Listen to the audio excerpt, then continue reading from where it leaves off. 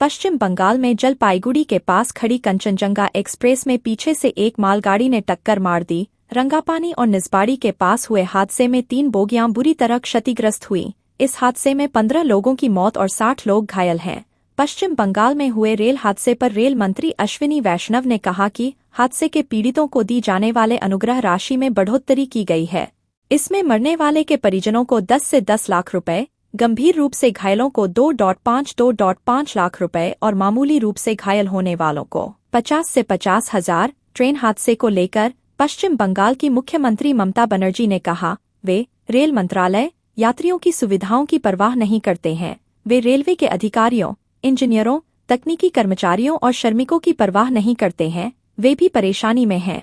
उनकी पुरानी पेंशन वापस ली गई है। मैं पूरी तरह से रेलवे कर्मचारी और अधिकारियों के साथ हूँ। वे अपनी ओर से भरसक प्रयास कर रहे हैं, लेकिन इस सरकार को सिर्फ चुनाव की परवाह है। बताते चलें कि रेल मंत्री अश्विनी वैष्णव बागडोगरा एयरपोर्ट पहुंचे। मंत्री दार्जिलिंग जिले में कंचनजंगा एक्सप्रेस ट्रेन दुर्घटना स्थल का दौरा करेंगे।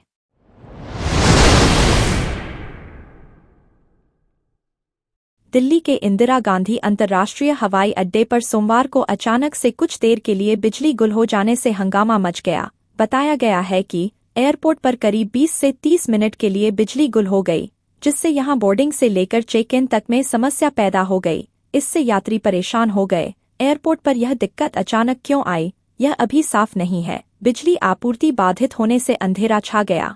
साथ ही फ्लाइट ऑपरेशन सहित एयरपोर्ट का पूरा सिस्टम ठप हो गया। इतना ही नहीं, यात्रियों का पानी सहित जरूरी चीजों की समस्याओं से भी जूझना पड़ा। सूत्रों के मुताबिक अचानक बिजली जाने से एयरलाइंस चेक इन सिस्टम, सुरक्षा जांच के लिए इस्तेमाल होने वाले door frame metal detector, immigration bureau system सहित एरोब्रिज का ऑपरेशन ठप हो गया। कुछ मिनटों के बाद बिजली की आपूर्ति को बहाल कर दिया गया, लेकिन इन सिस्टम को दोबारा रिस्टार्ट होने में काफी समय लग गया। गौरव कुमार नाम के एक यूजर ने एक्स पर पोस्ट में बताया कि बिजली जाने से बोर्डिंग और चेक इन में समस्या आ रही है। बीते 30 मिनट से आईजीआई पर पावर कट हुआ है।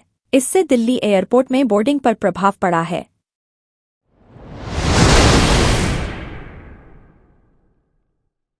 भारतीय नौसेना स्पेन में प्रोजेक्ट 75 भारत के तहत अत्याधुनिक उपकरणों का परीक्षण करने जा रही है। स्पेन की एक जहाज निर्माता शिपयार्ड कंपनी नवंतिया के अनुसार इस परीक्षण के बाद भारतीय नौसेना 6 आधुनिक पनडुब्बियों को अपने बेड़े में शामिल करेगी। नवंतिया के चेयरमैन रिकार्डो डोमिंगुज गार्सिया बाकुएरो का कहना है कि स्पेन की सरकार और नौसेना P75I को लेकर काफी उत्साहित है और हर तरह से इस प्रोजेक्ट में भारत की मदद करना चाहती है। इस योजना के तहत भारत सरकार के साथ एक अनुबंध पर हस्ताक्षर किए जाएंगे। नवंतिया के प्रमुख ने कहा कि जून के आखिरी सप्ताह से भारतीय नौसेना कार्टाजेना के पोत कारखाने में वायु स्वतंत्र प्रणोदन AIP एयर इंडिपेंडेंट प्रोपल्शन परीक्षण की शुरुआत करेगी। रिकार्डो डोमिंगुज ने आगे कहा कि इस परीक्षण में उनका साथ Larsen and turbo LNT company देगी। परीक्षण के दौरान भारतीय नौसेना को विश्व स्तर की AIP तकनीक की जानकारी दी जाएगी। आगे बताया गया कि भारतीय नौसेना AIP तकनीक से सुसज्जित 6 पनडुब्बियों का अधिग्रहण करेगी। इस तकनीक की मदद से पनडुब्बियां लंबे समय तक पानी के भीतर रह सकती हैं। भारतीय नौसेना के पास इससे पहले AIP सिस्टम वाली पनडुब्बियां नहीं थीं।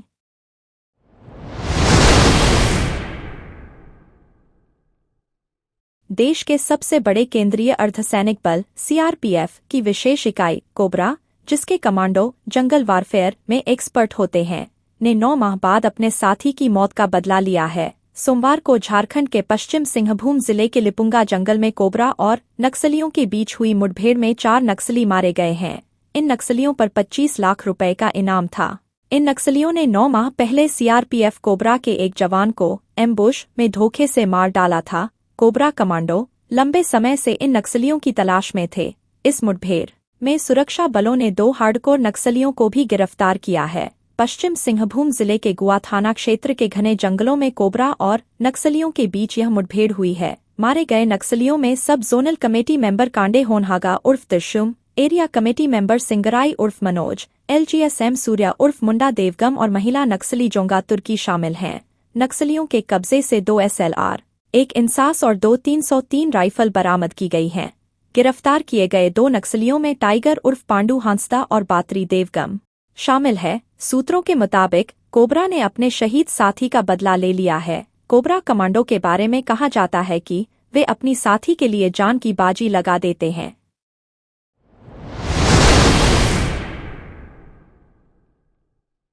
ट्रेनों में प्रतीक्षा सूची बढ़ने की वजह से आरक्षित कोचों में भी यात्रियों की भीड़ बढ़ती जा रही है। इस वजह से जिन यात्रियों का कंफर्म रिजर्वेशन है, उनमें से कईयों को अपनी बर्थ प्रतीक्षा सूची वाले यात्रियों के साझा करनी पड़ रही है।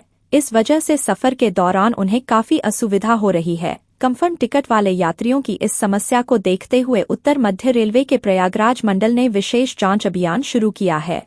रविवार को चले इस अभियान में पहले दिन सूबेदारगंज स्टेशन पर मेरठ जाने वाली संगम एक्सप्रेस के स्लीपर कोच से प्रतीक्षा सूची वाले 15 यात्रियों को उतारकर उन्हें जनरल कोच में भेजा गया।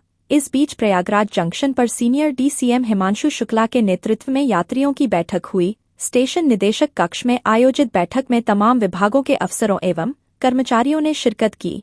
इस दौरान गर्मी के इस सीजन में ट्रेनों की लंबी प्रतीक्षा सूची को देखते हुए भीड़ प्रबंधन दुरुस्त करने को कहा गया। एसी कोच में यात्रियों को साफ सुथरी चादर, तकिया और कंबल दिए जाने पर जोर दिया गया। इसके अलावा खानपान की सुविधाएं बढ़ाने एवं छोटे स्टेशनों पर उचित प्रकाश की व्यवस्था करने को कहा गया।